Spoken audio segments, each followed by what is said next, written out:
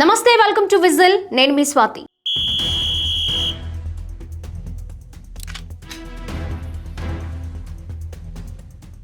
బోరుగడ్డ అనిల్ కుమార్ ఈ పేరు తెలియని వాళ్ళు, ఈ వ్యక్తి తెలియని వాళ్ళు దాదాపు తెలంగాణ, ఏపీలో ఎవరు ఉండకపోవచ్చు. ముఖ్యంగా బూతుల అనిల్ కుమార్ అంటే చాలా బాగా తెలుస్తుంది. బూతుల అనిల్ కుమార్గా పేరు తెచ్చుకొని ఆయన దాదాపు 245 రోజుల పాటు జైలు జీవితం అనుభవించి రీసెంట్గా బయటకు వచ్చి వివిధ యూట్యూబ్ ఛానల్స్లో ఇంటర్వ్యూలు ఇస్తాం స్టార్ట్ చేశారు. నేను వచ్చేసాను, నేను జైలు నుంచి బయటకు వచ్చాను అని తెలియజేయడం కోసము ఏదైనా కావచ్చు. ఆయన వివిధ యూట్యూబ్ ఛానల్స్లో ఇంటర్వ్యూలు ఇస్తూ కనిపిస్తూ ఉన్నారు తరచుగా. సో ఒక యూట్యూబ్ ఛానల్ ఇంటర్వ్యూలో ఆయన ఇప్పుడు మాట్లాడిన మాటలు చర్చనీయాంశంగా మారాయి.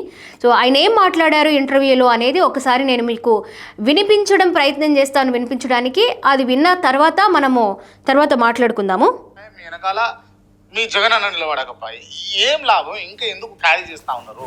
జగన్మోహన్ రెడ్డి గారు నా వెనకాల నిలబడలేదని ఎవరు చెప్పినారు నీకు? ఉన్నారా? జగన్మోహన్ రెడ్డి గారు లేకపోతే బయటకు వచ్చేవాడిని కాదు. వైఎస్ జగన్మోహన్ రెడ్డి అనే వ్యక్తి లేకపోతే బోరుగడ్డ అనిల్ కుమార్ ఇప్పటికీ బయటకు వచ్చి ఉండేవాడు కాదు. మీ వెనకాల జగన్మోహన్ రెడ్డి ఉన్నాడు. అయితే ఖచ్చితంగా 100% జగనన్నే దగ్గరుండి వైఎస్ జగన్మోహన్ రెడ్డి గారికి బెయిల్ ఇచ్చి తీసుకొచ్చిన అడ్వకేట్స్ టీం నా కోసం పనిచేసింది. ఆంధ్రప్రదేశ్లో ఓన్లీ ఫ్యూ పర్సన్స్, అంటే ఇద్దరి కోసం, 2 persons కోసమే వాళ్ళు పనిచేసినారు. ఎవరు వాళ్ళు? First Borugadda Anil, second intelligence chief, మాజీ చీఫ్ ఇంటెలిజెన్స్ చీఫ్ సీతారామాంజనేయులు గారు. వైఎస్ జగన్మోహన్ రెడ్డి గారి కౌన్సిల్ని పెట్టుకునే స్తోమత నాకు లేదు. ఓకే, ఇవి ఆయన ఒక యూట్యూబ్ ఛానల్ ఇంటర్వ్యూలో మాట్లాడిన మాటలు. సో ఏదైతే ఆయన ఇప్పుడు 245 రోజుల పాటు జైలు జీవితం గడిపి ఇప్పుడు బయటకు రావడానికి జగన్మోహన్ రెడ్డి గారే నాకు సపోర్ట్ చేశారు. ఆయన 16 నెలల పాటు జైలు జీవితం గడిపి బెయిల్ మీద బయటకు రావడానికి పనిచేసిన అడ్వకేట్ టీం నా కోసం పనిచేసింది. ఆంధ్రప్రదేశ్లో జస్ట్ ఇద్దరి కోసమే ఆ టీం పనిచేసింది. తెలుసా మీకు? ఆ ఇద్దరిలో ఒకరు బోరుగడ్డ అనిల్ కుమార్ అయితే ఇంకొక వ్యక్తి పిఎస్ఆర్ ఆంజనేయులు గారు. అటువంటి గొప్ప వ్యక్తులకి మాత్రమే ఆ అడ్వకేట్ టీం పనిచేసింది. ఆయన నా వెనుక లేరని మీకు ఎవరు చెప్పారు అనే వ్యాఖ్యలు ఇప్పుడు చాలా చర్చనీయాంశం అవుతున్నాయి. సో ఆయన మాట్లాడిన మాటలకి రీసెంట్గా ఒక 2 రోజుల క్రితం ఇక్కడ మనం చూడొచ్చు, సాక్షి అఫీషియల్ పేజ్లో బోరుగడ్డ అనిల్ కుమార్ మా పార్టీ కాదు వైఎస్ఆర్సీపీ అని స్పందించింది. ఇక్కడ చూసుకోవచ్చు, బోరుగడ్డ అనిల్ కుమార్ అనే వ్యక్తి తమ పార్టీ పేరు చెప్పుకుంటూ తిరుగుతున్నాడని, అతనితో ఎలాంటి సంబంధం లేదని వైఎస్ఆర్సీపీ స్పష్టత ఇచ్చింది. పలు ఇంటర్వ్యూల్లో అనిల్ పలువురు నేతలను ఉద్దేశించి అభ్యంతరకర వ్యాఖ్యలు చేసిన వీడియోలు తరచూ వైరల్ అవుతున్నాయి. ఈ క్రమంలో తాజాగాను కొన్ని వీడియోలు వైరల్ అవుతున్నాయి. ఈ నేపథ్యంలోనే బోరుగడ్డ అనిల్ కుమార్తో వైఎస్ఆర్సీపీకి ఎలాంటి సంబంధము లేదు, అతను మా పార్టీకి చెందిన వ్యక్తి అంటూ ఇటీవల వస్తున్న వార్తలను ఖండిస్తున్నాం. అతని మీద టీవీ ఇంటర్వ్యూలు, సోషల్ మీడియాలో వచ్చే వార్తలతో ఎలాంటి సంబంధం లేదు. బోరుగడ్డతో మా పార్టీకి ఎలాంటి సంబంధం లేదు అని వైఎస్ఆర్సీపీ ఒక ప్రకటనలో పేర్కొంది.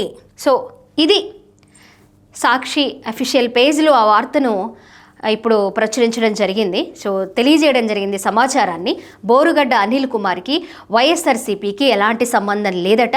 సో సంబంధం లేకుండానే ఆయన ఒక ప్రముఖ నేతల్ని, ఆ పార్టీని ఉపయోగించుకుని కొన్ని ఛానల్స్లో ఇంటర్వ్యూలు ఇస్తున్నారు.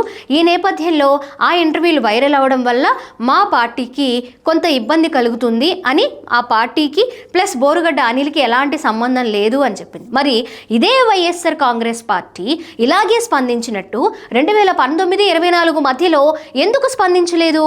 బోరుగడ్డ అనిల్ కుమార్ అనే వ్యక్తి బూతులతో రెచ్చిపోయినప్పుడు, అసభ్యకర పదజాలంతో మాట్లాడుతున్నప్పుడు అనేక ఛానల్స్లో జగనన్నే నా అండ, జగనన్నే నా అండదండలు, జగనన్న లేకపోతే నేను లేను అని మాట్లాడుతూ ఉన్నప్పుడు, జగనన్న పార్టీని అడ్డం పెట్టుకోనో పేరు వాడుకుంటూనో నేను వైఎస్ఆర్ కాంగ్రెస్ పార్టీ నేతనని చెప్పుకుంటూ కూడా ఆయన కొన్ని ఛానల్స్లో, యూట్యూబ్ ఛానల్స్లో మాట్లాడుతున్నప్పుడు ఆడవాళ్ళని లేదు, మగవాళ్ళని పెద్దవాళ్ళని లేదు, అలాగే ప్రముఖులను లేదు, రాజకీయ నాయకులను లేదు, చంద్రబాబు నాయుడు గారి ఫ్యామిలీని వదిలిపెట్టలేదు, పవన్ కళ్యాణ్ గారి పిల్లల్ని వదిలిపెట్టలేదు, లోకేష్ గారి భార్యని వదిలిపెట్టలేదు, జనసేన పార్టీకి సంబంధించిన మహిళా కార్యకర్తలను వదిలిపెట్టలేదు.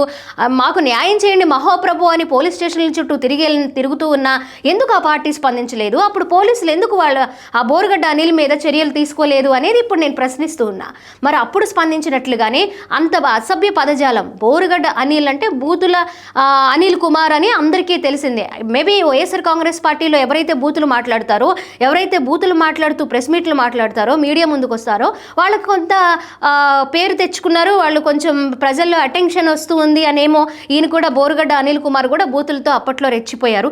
కొన్ని టీవీ ఇంటర్వ్యూల్లో కూడా ఆయన అప్పుడు మాట్లాడుతున్నప్పుడు మీరు బూతులు లేకుండా మాట్లాడలేరా అని చాలామంది యాంకర్స్ కానివ్వండి, జర్నలిస్టులు కానివ్వండి వేసిన ప్రశ్నలకి ఆయన సమాధానం ఏంటి? నేను ఇలాగే ఉంటా, నేను ఇలాగే బూతులు మాట్లాడతా, ఇష్టమైతే తీసుకోబాయే లేకపోతే పో అన్నట్లుగా ఆయన ప్రతి ఇంటర్వ్యూలో అలాంటి బూతు పురాణం ఉన్నప్పుడు వైఎస్ఆర్ కాంగ్రెస్ పార్టీ మాకు సంబంధం లేదు, మా పార్టీకి సంబంధం లేదు, అసలు బోరుగడ్డ అనిల్ కుమార్ ఎవరో కూడా మాకు తెలియదు అని ఎందుకు స్పందించలేదు? ఎందుకు కట్టడి చేయలేదు?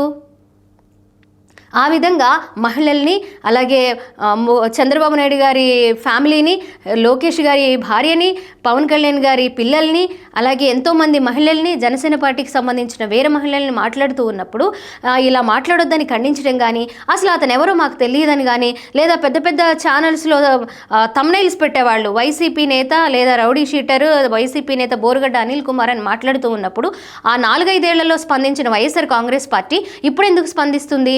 రీసెంట్గానే మనం చూసాం, కారుమూరి వెంకటరెడ్డి కూడా అసలు ఆ బోరుగడ్డ అనిల్కి వైఎస్ఆర్ కాంగ్రెస్ పార్టీకి ఎలాంటి సంబంధం లేదని మాట్లాడారు. మరి అప్పుడేమయ్యారు ఈయన, ఈ కారుమూరి వెంకటరెడ్డి?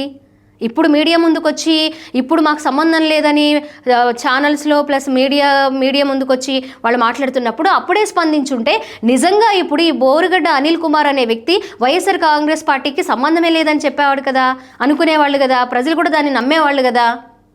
ఇప్పుడేదో మీ మీదకి వచ్చేస్తుంది, ఇప్పుడేదో ఆయన జైలు జీవితం గడిపేసి కొన్ని కేసుల్లో ఆయన ఇది చేసి ఆయన ఏదైతే ఎక్కువ మాట్లాడున్నారో, ఆయనైతే అద్దు లేకుండా ఎవరి భయం లేకుండా ఆయన మాట్లాడున్నారో ఆయనకి తగ్గ కోర్టులు కానివ్వండి, పోలీస్ స్టేషన్లు కానివ్వండి న్యాయం చేసి ఆయన శిక్ష అర్హులుగా ఉండి ఆయన శిక్ష పడి బయటకు వచ్చారు అనే విధంగా ప్రజలు కూడా మాట్లాడుకుంటూ ఉన్నారు. అలాంటి వరకు ఇప్పుడు మేము వత్తాసు పలికితే మేమే మా పార్టీకి చెందిన వ్యక్తి అని అంటే మీకు ఇంకెక్కువ బయటకు వస్తాయో అనే విధంగా ఇప్పుడు బయటకు వచ్చేసి మాకు ఆయనకి ఎలాంటి సంబంధం లేదని చెప్తే నమ్మే పరిస్థితుల్లో ప్రజలు లేరు అనేది అర్థం చేసుకోవాలని ఈ సందర్భంగా నేను మాట్లాడుతూ ఉన్నా. మనం చూసుకోవచ్చు, ఏదైతే రీసెంట్గా కొన్ని ఇష్యూస్ జరుగుతూ ఉన్నాయి, కొన్ని వివాదాలకు కూడా వైసీపీకి సంబంధించిన నేతలు కారణమవుతున్నారు, వారి అరెస్టులు అవుతూ ఉన్నాయి. మరి ఆల్రెడీ అరెస్ట్ అయ్యి జైలు నుంచి బయటకు వచ్చిన వ్యక్తి ఇప్పుడు ఈ విధంగా జగనన్నే నా అండ, జగనన్నే నా అండదండలు, జగనన్న లేకపోతే నేను లేను, నా కోసం ఎంత ప్రాబల్యాన్ని ఆయన ఉపయోగించారు, ఎంత బలాన్ని ఆయన ఉపయోగించారు, కేవలం ఒకరిద్దరికి మాత్రమో ఆయనకు మాత్రం ఉపయోగించుకున్న అడ్వకేట్ టీం నాకు పనిచేసిందంటే ఇక్కడ ఎక్కడ వచ్చినా మళ్ళీ ప్రజల్లో ఏమి అవుతుందో అని చెప్పి ఇప్పుడు ఈ విధంగా మాట్లాడడం అనేది సరైన ధోరణి కాదు. ఇప్పుడు స్పందించడంలో కూడా తప్పు లేదు. ఇదే స్పందన 2019 నుంచి 24 మధ్యలో స్పందించినట్లయితే ఈ బోరుగడ్డ అనిల్ కుమార్కి నాకు తెలిసి ఇన్ని రోజులు జైలు శిక్ష, ఇన్ని కేసులు బనాయించి పాపం ఆస్తులు పోయాయట, 3rd డిగ్రీ ఉపయోగించారట, ఆస్తులు ధ్వంసం చేసి కేసులు పెట్టారట, తల్లికి హెల్త్ బాగోకపోయినా చెప్పలేదట, ఆయన కొట్టిన వీడియోలు తీశారట, ఎవరి పేరులో చెప్పమన్నారట. ఇంత మనోవేదన ఆయనకు ఉండేది కాకపోవచ్చు. సో ఏదైనా సరే మనం మాట్లాడేటప్పుడు ఏదైనా అధికార పక్షమైన ప్రతిపక్ష నాయకులైనా సరే మాట్లాడే ముందు రాజకీయంగా మాత్రమే మాట్లాడితే ఎవరికి ఎలాంటి ఇబ్బందులు ఉండవు. మీరు ఈ పార్టీలో మీరు ఇలా చేస్తే నెక్స్ట్ వచ్చే పార్టీలో మాదే వస్తుంది, మేము అలా చేస్తాం ఇలా చేస్తాం, ఎక్కడున్న వాళ్ళైనా తీసుకొస్తామని చెప్పి ప్రజల్ని ఒక భయభ్రాంతులకు గురి చేసి ఒక వార్నింగ్ ఇచ్చే విధంగా రాజకీయ నాయకులు తయారయ్యారు.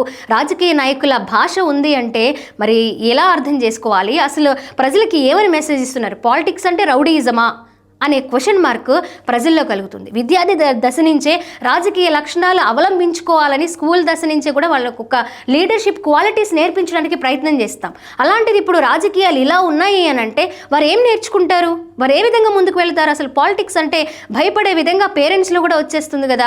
అది కాదు రాజకీయం అంటే. ఏదైనా సరే ఒక క్వశ్చన్ చేస్తున్నప్పుడు దానికి కౌంటర్ అనేది ఎవరికైనా సహజం. దాన్ని రాజకీయంగానే ఉండాలి, వ్యక్తిగతంగా వెళ్లకుండా మహిళలను దూషించే విమర్శించే విధంగా లేకుండా భాష తీరు కొన్ని పదాలు ఉంటాయి. ఇప్పుడు మన మీడియా పదాల్లో కొన్ని వాడకూడదు.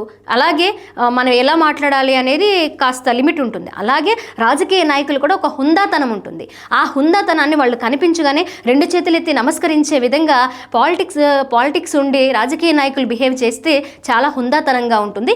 ఇలాంటి వారిని ఎంకరేజ్ చేయకుండా ఉండుంటే ఇప్పుడు మీరు బయటకు వచ్చి పలానా వ్యక్తి మాకు సంబంధం లేదని ఇప్పుడు మాట్లాడాల్సిన అవసరం ఉండేది కదా. అప్పుడే మీరు స్పందించినట్లయితే ఇలాంటి వారిని ఎంకరేజ్ చేసే మనం చూసుకోవచ్చు.